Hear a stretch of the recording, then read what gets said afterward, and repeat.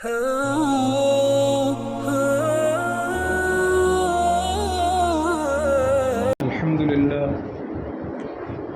لله وكفى وسلام على عباده الذين اصطفى أما بعد قال الله تبارك وتعالى في القرآن المجيد والفرقان الحميد أعوذ بالله من الشيطان الرجيم بسم الله الرحمن الرحيم فأما الزبد فيذهب جفاء وأما ما ينفع الناس فيمكث في الأرض صدق الله العظيم محترم بزرگوں اور دوستوں، میں نے ایک آیت کا ایک ٹکڑا پڑھا ہے، اس میں اللہ تبارک و تعالی نے ایک مثال دے کر بات سمجھایا ہے۔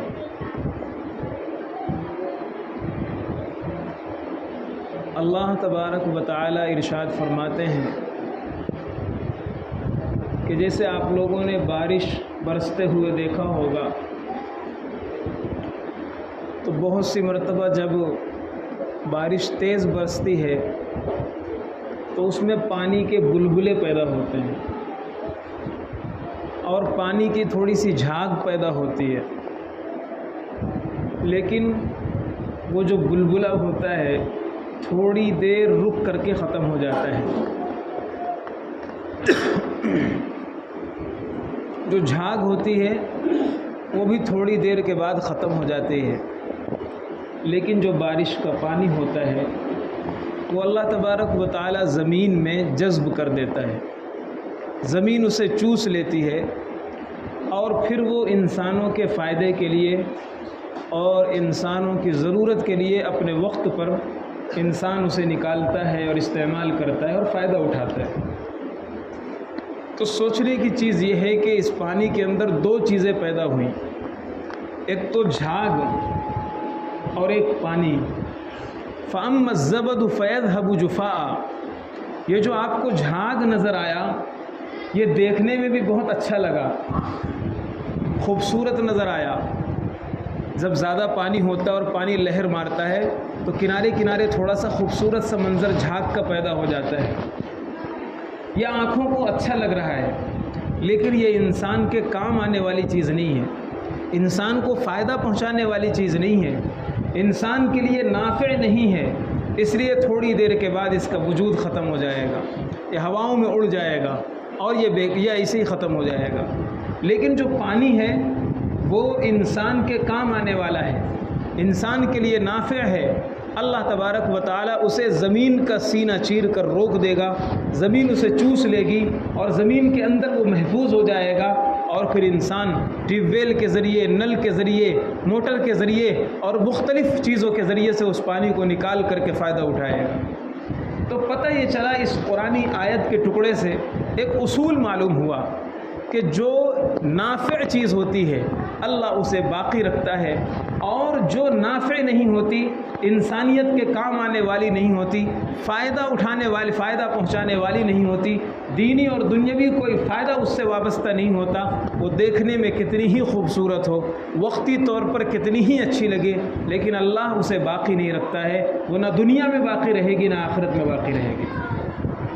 اب مثال کے طور پر اگر ہم اس قرآن کے اس ٹکڑے کو اپنی زندگی میں تلاش کریں اور اپنی زندگی میں دیکھیں تو ہمیں قدم قدم پر اس کے مظاہر نظر آئیں گے، اور قدم قدم پر اس آیت کا ہماری زندگی سے تعلق نظر آئے گا۔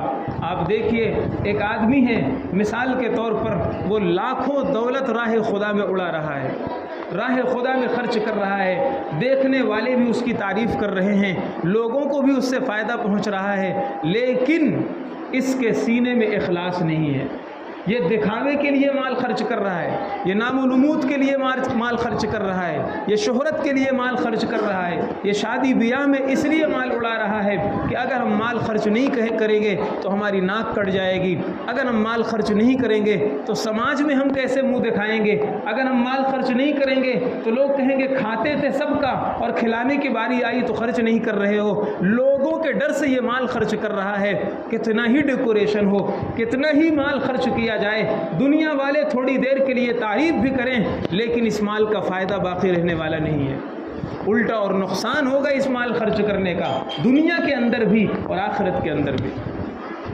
اس کے بالمقابل اگر اخلاص کے ساتھ 1 روپے کسی کو دے دیا جائے, اخلاص کے ساتھ میٹھے بول کسی کو بول دیے جائیں, اخلاص کے ساتھ کسی کو تسلی دے دی جائے, کسی کی عیادت کر لی جائے, کسی کے ساتھ ہمدردی کر لی جائے, کسی کے ساتھ غمگساری کر لی جائے, وہ کہنے کے لیے ایک بول ہوگا, دیکھنے کے لیے 1 روپیہ ہوگا, لوگ اس کی تعریف بھی نہیں کریں گے, لوگوں کے کمنٹس بھی نہیں آئیں گے, لیکن یہ خدا کے نزدیک نافع ہے. اللہ تبارک و تعالی اس 1 روپیے کو باقی رکھے گا, اس کے ثواب کو باقی رکھے گا. کل قیامت کے میدان میں جب اس 1 روپیے کے ثواب کی ضرورت پڑے گی, یہ 1 روپیہ میزان عمل میں رکھا جائے گا, تولا جائے گا, اور اللہ تبارک و تعالی اس کو نافع بنا کر کے باقی رکھے گا, اور ضرورت پڑنے پر یہ کام آئے گا. قرآن نے اصول بیان فرمایا, وَأَمَّا مَا يَنْفَعُ النَّاسِ, جس چیز کے اندر لوگوں کو نفع پہنچانے کی صلاحیت ہوتی ہے اللہ اسے باقی رکھتا ہے. آپ دیکھیے, چھوٹا سا بیج ہوتا ہے, سیب کا, آم کا, امرود کا, اس طرح چھوٹا سا بیج ہوتا ہے, اور اس بیج کو آدمی کوئی ویلو نہیں دیکھتا. چھوٹا سا بیج ہے, زمین کے نیچے اسے دفن کر دیا, زمین کے نیچے اسے ڈال دیا, کوئی آدمی کچھ بھی نہیں سمجھ رہا, سمجھنے والے سمجھ رہے چھوٹا سا ایک بیج ہے, لیکن جب وقت آئے گا یہ بیج زمین کا سینہ چیر کر کے نکلے گا, اور ایک وقت آئے گا اللہ اسے تناور درخت بنائے گا. پھر ایک بیج سے 1000 بیج ہوں گے, اور ایک بیج پر 1000 پھل لگیں گے, اس لیے کہ یہ بیج نافع تھا. اللہ اس کو روک کر رکھے گا, باقی رکھے گا, زمین کے اندر باقی رکھے گا, اور ایک وقت آئے گا انسان اس سے فائدہ اٹھائے گا. عرض کرنے کا مطلب یہ ہے کہ اللہ کی نظر میں ویلو اس چیز کی ہے جو لوگوں کو نفع پہنچائے, جو لوگوں کے کام آئے, جو لوگوں کا فائدہ دیکھے, جو لوگوں کے لیے کام آئے. یہ اللہ کی نظر میں بڑا اچھا آدمی ہے. لیکن اگر کوئی ایسا آدمی ہے جو صرف اپنے آپ کو دیکھتا ہے, خود غرض ہے, مفاد پرست ہے, اپنا فائدہ دیکھتا ہے, اللہ کی نظر میں ایسا شخص کارآمد نہیں ہے, کام آنے والا نہیں ہے. تو اس لیے اپنے اس قرآنی اصول سے ہمیں معلوم ہوا کہ اپنے آپ کے اندر یہ صفت پیدا کرنی چاہیے کہ ہماری ذات سے دوسروں کو فائدہ پہنچے. وَأَمَّا مَا يَنْفَعُ النَّاسِ, ہم لوگوں کو فائدہ پہنچائیں, دینی فائدہ, دنیاوی فائدہ. حضرت عبداللہ ابن عمر رضی اللہ تعالیٰ عنہ اپنے شاگردوں کو لیتے, اور شاگردوں کو لے کر کے مارکیٹ جاتے. پوچھا جاتا کیا بات ہے, آج سبزی لانا ہے, مرچی لانا ہے, تیل لانا ہے, راشن لانا ہے. نہیں, کوئی سامان خریدنا مقصد نہیں تھا, سارا سامان ان کے گھر پہ رکھا ہوا ہے, مارکیٹ کا ایک بھی سودا ان کو لینا نہیں ہے. پھر سوال یہ پیدا ہوتا ہے, جب مارکیٹ کا ایک بھی سودا آپ کو لینا نہیں ہے تو آپ مارکیٹ کیوں جا رہے ہیں؟ عبداللہ ابن عمر رضی اللہ تعالیٰ عنہ نے فرمایا, مارکیٹ میں مسلمان زیادہ ملیں گے, میں اس لیے جا رہا ہوں کہ میں زیادہ سے زیادہ سلام کروں گا, مجھے بھی ثواب پہنچے گا اور جواب دینے والوں کو بھی ثواب پہنچے گا. میں اپنی ذات کو نافع بنا رہا ہوں, میرے سلام کرنے سے کچھ لوگوں کے نام اعمال میں اگر نیکیاں لکھی جائیں تو میرا سودا سلف لانے سے زیادہ بہتر اس حالت میں مارکیٹ جانا ہے, اور اس مقصد کے لیے مارکیٹ جانا ہے. حضرات صحابہ کرام اور اسی طرح بزرگان دین وہ سوچا کرتے تھے, موقع کی تلاش میں رہا کرتے تھے کہ میری ذات سے کس کو فائدہ پہنچ جائے. مثال کے طور پر ہمیں کچھ آتا ہے, علم ہے ہمارے پاس, تجربہ ہے ہمارے پاس, فن ہے ہمارے پاس. اب کوئی آدمی مشورہ کرنے کے لیے آ رہا ہے, اب اس کو ہم ہڑکا دیتے ہیں, ڈانٹ دیتے ہیں, یہی وقت ہے تمہیں ملنے کا, ڈانٹ دیا, ہڑکا دیا. حالانکہ اگر ہم اس وقت یہ نیت کریں وَأَمَّا مَا يَنْفَعُ النَّاسِ, یہ بھی ایک کام ہے لوگوں کو فائدہ پہنچانا, اپنی رائے کے ذریعے سے اور اپنی بات کے ذریعے سے, اپنے ایڈوائس کے ذریعے سے, اپنے مشوروں کے ذریعے سے. اگر میرے مشوروں سے کسی کا بھلا ہو رہا ہے یہ بھی ثواب لکھا جائے گا, یہ بھی خیر لکھا جائے گا. اور اس طرح ہم اپنے آپ کو ایسے نافع بنائیں شروع کریں اپنے گھروں سے۔ ہوتا یہ ہے، مثال کے طور پر ایک چھوٹی سی مثال دے کر بات کو آگے بڑھاتا ہوں۔ ہم گھروں میں رہتے ہیں، گھروں میں چھوٹے چھوٹے بچے ہیں، گلاس ادھر پھینک دیا، پلیٹ ادھر ڈال دیا، جگ ادھر پڑا ہوا ہے، برتن یہاں پڑا ہوا ہے۔ اب ہمارا مزاج یہ بن گیا ہے کہ جو گھر میں ہماری بیوی ہے وہ لیٹ اٹھائے، بعد میں اٹھائے، برتن وہی اٹھائے گی، گلاس وہی اٹھائے گی، برتن وہی اٹھائے گی۔ حالانکہ ایسے موقع پر اپنے آپ کو نافع بنانے کا ایک مطلب یہ بھی ہے کہ اگر ابھی بیوی کا ہاتھ خالی نہیں ہے اور ابھی وہ بچوں کے کام میں بزی ہے تو ہم گلاس خود اٹھا سکتے ہیں، برتن خود اٹھا سکتے ہیں، بستر خود اٹھا سکتے ہیں، تھوڑا سا صفائی خود کر سکتے ہیں۔ اچھا یہ بتائیے، اللہ کے نبی صلی اللہ علیہ وسلم سے زیادہ اس کائنات میں سب سے مہان آدمی کوئی نہیں گزرا، نبی سے زیادہ مہان آدمی کوئی نہیں گزرا، نبی سے زیادہ قیمتی اور نبی سے زیادہ بزی لائف کسی کی نہیں گزری ہے۔ لیکن اس کے باوجود اللہ کے نبی صلی اللہ علیہ وسلم کا گھر دیکھیے، گھریلو زندگی دیکھیے۔ اللہ کے نبی صلی اللہ علیہ وسلم گھر میں جھاڑو دے رہے ہیں، گھر میں جھاڑو دے رہے ہیں۔ کون؟ نبی یہ آخر الزمان اپنے گھر میں جھاڑو لگا رہے ہیں۔ اور کیا کر رہے ہیں؟ پوچھا گیا امی عائشہ رضی اللہ تعالی عنہا سے، کیا کرتے تھے نبی کریم صلی اللہ علیہ وسلم؟ کان فی محنت بیتہ، اپنے گھریلو کام کاج میں لگے رہتے تھے، سبزی بھی کاٹ رہے ہیں، جھاڑو بھی لگا رہے ہیں، کپڑا بھی سل رہے ہیں، جوتا اور چپل اگر ٹوٹ جاتا ہے تو اس کا تسمہ بھی لگا رہے ہیں، اس کا فیتہ بھی لگا رہے ہیں۔ اور ہماری صورتحال یہ ہے کہ ہمارے سامنے اگر صبح ہم دیکھ کر گئے ہیں گلاس پڑا ہے تو وہ ایسے ہی پڑا رہے گا، اگر ہماری بیوی بیمار ہے یا بیوی مائکے گئی ہے یا بیوی کا ہاتھ خالی نہیں ہے تو ہم ایک گلاس اور ایک کٹورا بھی اپنے ہاتھ سے اٹھا کر کچن میں رکھنے والے نہیں ہیں۔ اپنی ذات کو نافع بنائیے، اپنے آپ سے دوسروں کو فائدہ پہنچائیے۔ جب ہم اپنے گھر سے یہ چیز شروع کریں گے تو پھر ہم جہاں بھی رہیں گے ہمیں یہ چیز نظر آئے گی کہ نہیں ہاں یہ بات ہے۔ مثال کے طور پر بستر کہیں پڑا ہوا ہے یا ہلکا سا کچڑا پڑا ہوا ہے، دروازے کے پاس تھوڑا سا کچڑا پڑا ہوا ہے، بیوی کی نظر نہیں جا رہی، ہم نے دیکھ لیا ہے۔ اب ہمارا کام یہاں پر یہ ہے کہ ہم کچڑا اٹھا کر کچڑے کی جگہ پر ڈال دیں اور گھر ہمارا صاف ہو جائے۔ لیکن نہیں، ہم تو مرد ہیں، ہم کیسے کچرا اٹھا سکتے ہیں؟ ہم کیسے جھاڑو دے سکتے ہیں؟ ہم نہیں، ایک دن نہیں 3 دن وہ کچرا پڑا رہے لیکن ہمارے ہاتھ اس کچرا اٹھانے کی طرف نہیں اٹھیں گے۔ سیلفش ہو گئے ہم لوگ، صرف اپنی ذات، اپنا اچھا کپڑا پہن لیا، اپنا اچھا سا سرما لگا لیا، اپنا اچھا سا تھوڑا سا میک اپ کر لیا، اپنے آپ کو تھوڑا سا سنوار لیا، بس اس کے بعد ہم اپنی ذات کو دیکھ رہے ہیں۔ اللہ تعالیٰ قرآن میں فرماتا ہے وَمَن يُوقَ شُحَّ نَفْسِهِ فَأُولَٰئِكَ هُمُ الْمُفْلِحُونَ۔ خود غرضی سے بچا کرو، مفاد پرستی سے بچا کرو، اپنے آپ کو بہت زیادہ دیکھنے سے اور بہت زیادہ مینٹین رکھنے سے اپنے آپ کو بہت زیادہ بچا کرو۔ ایسا نہیں کہ صرف اپنے آپ ہی کو دیکھتے رہو، لوگوں کو فائدہ پہنچاؤ۔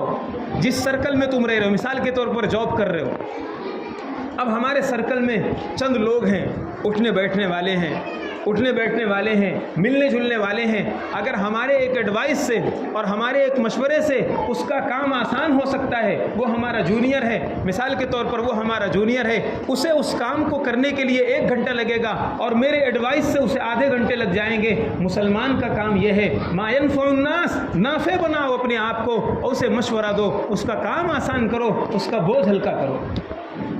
مثال کے طور پر ہم ٹیچر ہیں، ہمارے ماتحت بہت سارے اسٹوڈنٹس ہیں، بہت سارے طلبہ ہم سے پڑھتے ہیں۔ اب طالب علم سبق یاد کر رہا ہے، وہ بچہ ہے، ابھی اسے نہیں یاد ہو پا رہا، اسے ٹرک نہیں معلوم ہے سبق کیسے یاد کرنا ہے۔ اب اپنے آپ کو نافع بناؤ اور اس بچے کو بتاؤ کہ سبق اس طرح یاد کرنا چاہیے اور اس طرح اس کو آسانی سے یاد کیا جا سکتا ہے۔ یہ مشکل ہے، اس کو ایسے یاد کرو، یہ آسان ہے، اس کو ایسے یاد کرو۔ اگر آدمی اس سرکل اور اس مزاج کے ساتھ جیتا ہے کہ اپنی ذات سے بس دوسروں کو فائدہ پہنچائے۔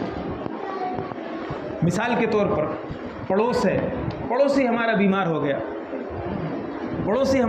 ہو گیا، اس کی بیوی ہے، اب وہی ڈاکٹر کے پاس لے جا سکتی ہے، لیکن اس کے چھوٹے چھوٹے بچے ہیں، ہم فری ہیں، ہم آرام سے اپنے پڑوسی کو ہاسپٹل لے جا سکتے ہیں، ڈاکٹر کے پاس لے جا سکتے ہیں، یا اتنا نہیں تو ڈاکٹر کو بلا سکتے ہیں، یا اتنا نہیں تو رکشے والے کو بلا کر اس کے گھر کے پاس کھڑا کر سکتے ہیں، لیکن نہیں، ہم سے کہاں ہوتا ہے۔ جانے دو اس کو، بیمار رہنے دو، 1000 بار کی اس کی بیوی اگر غرض ہوگی اٹھے گی، بچوں کو پھسلائے گی، کچھ بھی کرے گی، باہر روڈ پہ جا کر کے رکشہ لائے گی اور اپنے شوہر کو بٹھا کر ہاسپٹل لے جائے گی، اور یہ آزو بازو آمنے سامنے پڑوسی دیکھتے رہیں گے، کسی کے ماتھے پر جوں تک نہیں رینگتی۔ قرآن کہتا ہے یہ جینے کا طریقہ نہیں ہے، اپنے آپ کو نافع بناؤ، نافع۔ اللہ تبارک و تعالی ایسے لوگوں کو زندہ رکھتا ہے، باقی رکھتا ہے، اور ایسے لوگوں کے لیے پوری کائنات بچ جایا کرتی ہے۔ اللہ کے پیغمبر نے خود فرمایا خیر الناس من ينفع الناس۔ لوگوں سب سے اچھی کوالٹی کا انسان بتاؤں، سب سے بیسٹ انسان، سب سے بہتر انسان آپ صلی اللہ علیہ وسلم نے فرمایا جو اپنے آپ سے لوگوں کو فائدہ پہنچائے۔ اپنا پانی بھر رہا ہے، موٹر چالو ہے مثال کے طور پر، اپنا پانی بھر رہا ہے، اب ایسے موقع پر اگر ایک دو تھوڑا سے کچھ اور لوگ بھی آ گئے ہیں، یا ایک دو لوگ ایسے کھڑے ہیں، چلو ہم بول دیتے پانی انہیں کو بھرنا ہے، چلو اچھا بیٹا بھر لو، پیار محبت سے نرمی کے ساتھ آپ نے بول دیا آپ پانی مت بھریے، لیکن آپ نے پیار محبت نرمی سے بول دیا بیٹا بھر لو، کوئی بات نہیں، ابھی موٹر نہیں بند کروں گا، موٹر چالو رہے گی، بھر لو پانی بھر لو۔ آپ کے یہ 2 بول ہیں، لیکن ان 2 بول سے آپ نے اس کو فائدہ پہنچا دیا۔ بیمار ہے کوئی، عیادت کے لیے آپ گئے، مثال کے طور پر، اور عیادت کے لیے گئے تو اللہ کے نبی نے طریقہ بھی بتایا ہے کیسے ہمیں عیادت کرنا ہے۔ ایسے نہیں کہ اس کو ایک دم بالکل سیریس مریض بنا کر پیش کر دو۔ گئے آپ بھی مثال کے طور پر عیادت کے لیے گئے اور آپ نے ہاتھ رکھا، ایسے رکھا، اور آپ نے کہا اوہو بہت ڈینجر کیس ہے اور بہت سیریس حالت میں آپ پہنچ گئے ہیں، بس دعا کرو، گھر والوں کو آپ نے کہا بس دعا کرو، پتہ نہیں یہ کتنی دیر کے مہمان ہیں، تو آپ نے زندہ جی اسے مار دیا۔ یہ طریقہ نہیں ہے۔ اللہ کے نبی صلی اللہ علیہ وسلم نے ایسے موقع پر بڑی پیاری بات ارشاد فرمایا جب کوئی عیادت کے لیے جائے تو سب سے پہلے پیشانی پر ہاتھ رکھے، ماتھے پر ہاتھ رکھے۔ جب کوئی ماتھے پر ہاتھ رکھ کے ہاتھ سہلاتا ہے تو مرض اور بیماری ہلکی ہو جاتی ہے، اپنائیت محسوس ہوتی ہے، حرمت محسوس ہوتی ہے، ایسا لگتا ہے یہ اپنا آدمی ہے اور اپنا سمجھ کر کے یہ برتاؤ کر رہا ہے۔ اس لیے آپ نے فرمایا پیشانی پر ہاتھ پھیرو، ہاتھ پر ہاتھ رکھو اور پوچھو، خیریت پوچھو، اور تسلی کی باتیں کرو۔ تسلی کی باتیں یہ ہے کہ دیکھو اس کے مقدر میں جو لکھا ہے وہی ہوگا، کب مرنا ہے، کب جینا ہے، کتنی سانسیں ہیں، کتنی گھڑیاں ہیں، یہ تو سب خدا لکھ کر فارغ ہو چکا ہے، یہ سب اللہ نے لکھ دیا تقدیر میں۔ اب کوئی سانس نہیں بڑھ سکتی، کوئی منٹ اور سیکنڈ گھٹ بڑھ نہیں سکتا ہے، لیکن ہمارے بول سے اس کو فائدہ تو ہو سکتا ہے۔ تسلی کی باتیں کرو، ارے کون سی بیماری بھیا، ایک دم بالکل فلاں بہت اچھے ہو، اور اس سے زیادہ دیکھو فلاں بیمار تھے وہ بھی ٹھیک ہو گئے اور وہ بھی ٹھیک ہو گئے، تم تو اتنا زیادہ فکر لے لیتے ہو، اتنا زیادہ مائنڈ پہ بیماری کو لے لیتے ہو، ایک دم اچھی حالت ہے اور فلاں بیمار تھا وہ اس حالت میں ٹھیک ہو گیا ہے۔ اور کتنے زیادہ لوگ اپنی حالت پہ غور کرو، تم گھر پر پڑے ہوئے ہو، اپنے بیوی بچوں کے ساتھ ہو، کھانا پینا جا رہا ہے، کتنے ہاسپٹل میں پڑے ہوئے ہیں، نلکی سے ان کو کھانا جاتا ہے، پانی جاتا ہے، تم تو بہت اچھی حالت میں ہو۔ اس طرح تسلی کی باتیں اس کو کرو، اس کو لگے کہ ہاں میری بیماری کوئی بڑی بیماری نہیں ہے۔ وَأَمَّا مَا يَنْفَعُ النَّاسِ، یہ بھی لوگوں کو فائدہ پہنچانے کی ایک شکل ہے۔ اللہ کے نبی صلی اللہ علیہ وسلم کی پوری زندگی اٹھا کر آپ دیکھیے، پوری زندگی آپ کی اسی طرح گزری ہے۔ ایک صحابی آیا، یا رسول اللہ گھر پہ کچھ نہیں ہے۔ آپ نے فرمایا اچھا کچھ بھی نہیں ہے؟ فرمایا کچھ بھی نہیں ہے۔ دیکھو گھر میں تلاشی لو۔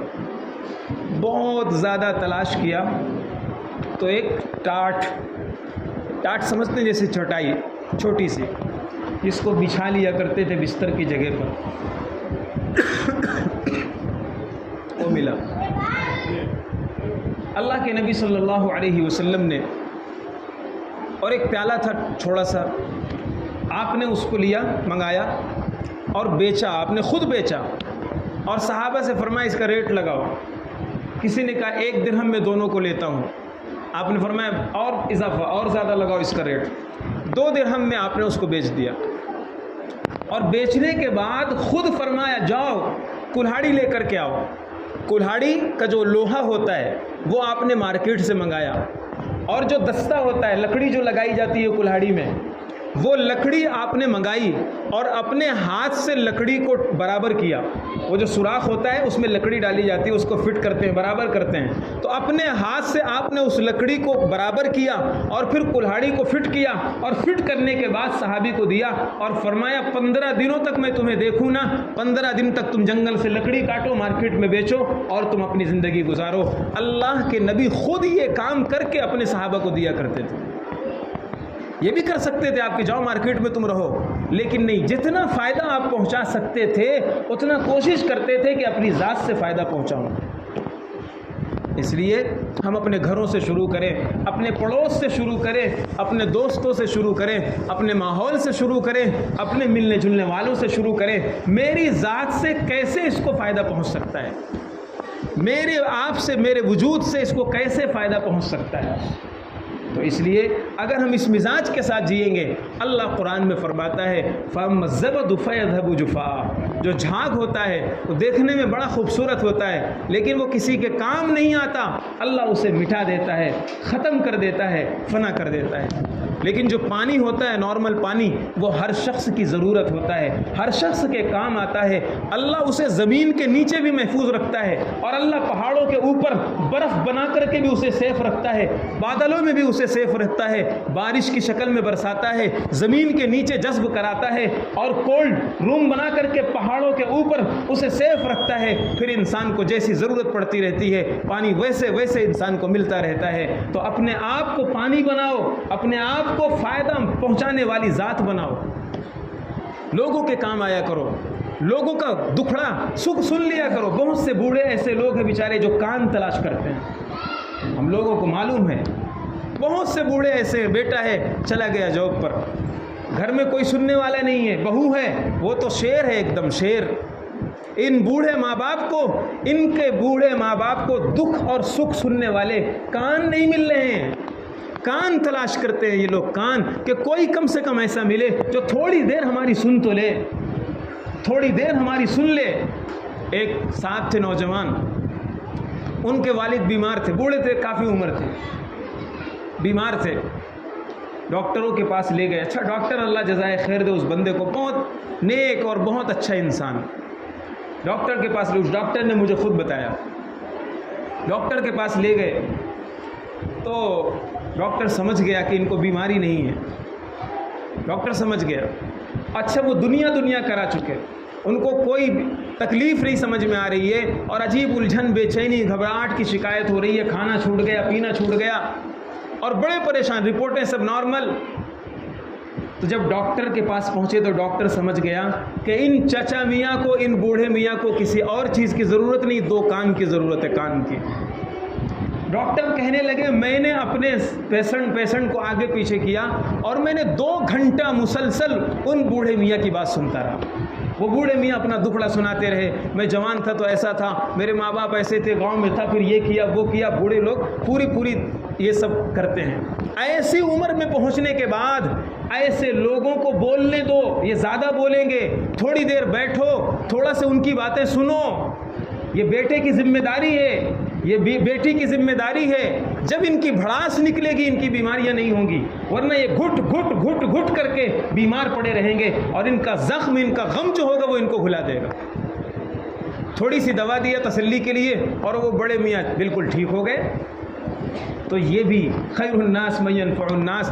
2 کان پیش کر کے اگر آپ چاچا میاں کو اور بڑے میاں کو سنتشٹ کر سکتے ہو اور تھوڑا سا آرام پہنچا سکتے ہو تو یہ بھی کر لو، یہ بھی کرنے کا کام ہے. خیر میں نے عرض کیا، بہت سی باتیں آپ کو بتائیں. میں عرض کر رہا ہوں کہ اپنے آپ سے فائدہ پہنچاؤ، اپنی ذات سے دوسروں کو فائدہ پہنچاؤ. گھر میں دیکھو گلاس اگر رکھا ہوا ہے کہ گرا پڑا ہے، اٹھا کر کے رکھ دو. بستر اگر ادھر ادھر بکھرے پڑے ہیں، یہ مت تلاش کرو نہیں بیوی ہی ایسی کرے گی، بیٹی ہی کرے گی تبھی میں کروں گا. نہیں، اپنا ہاتھ پیر ہلاؤ اور اپنے ہاتھ پیر جب تک ہل رہے ہیں فائدہ پہنچاؤ. اگر ہمارا ویوہار بدل گیا، ہمارا طریقہ بدل گیا، گھر کا ماحول بدل جائے گا. اللہ عمل کی توفیق عطا فرمائے. وآخر دعوانا الحمدللہ.